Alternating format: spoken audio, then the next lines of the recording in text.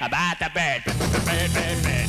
Bird's a winner when a bird, bird, bird. Bird is a winner when a bird, bird, bird. When a bird is a winner when a bird, bird, bird. The bird's a winner when a bird, bird, bird. When a bird is a winner. Hey, my name is Michael. I'm blogging at Holy Spirit Activism, and I'm a meta nerd. I really enjoyed the conversation we have about books. I thought what Chris shared about the books that he received from his father was really touching, and what Deborah and Oshida and others have listed about reading to your kids have been very interesting as well. I never read to kids, so I'm definitely learning when it comes to that area. I've been thinking about what Rob said about stories, and that brought me to think about testimonies, which are really important in my church. Every time we meet, we share Jesus stories before we enter the Bible study, and there's two rules to the Jesus story. It's something that you experienced, what Jesus has been doing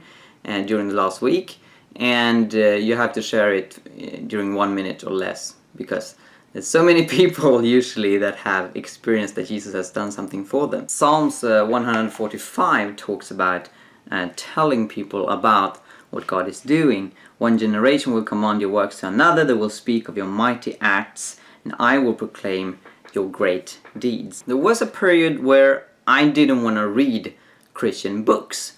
I just read the Holy Bible, and that was because many of the books that I've encountered de-radicalized the Bible. But this dramatically changed around 2010 when I started to read biographies by Christians who have experienced dramatic miracles. That was primarily because I received such a hunger to experience miracles, and I wanted to learn from saints that have gone before me about what they've experienced, and I wanted to hear testimonies about signs and wonders. So one of the earliest Christian books I read was The Heavenly Man by Brother Yun. This is the Swedish edition, and he testifies both about miracles but also about suffering. He's been severely persecuted by the Chinese government, and I remember when reading this, I was so impacted by his faith, his commitment to Christ. And this was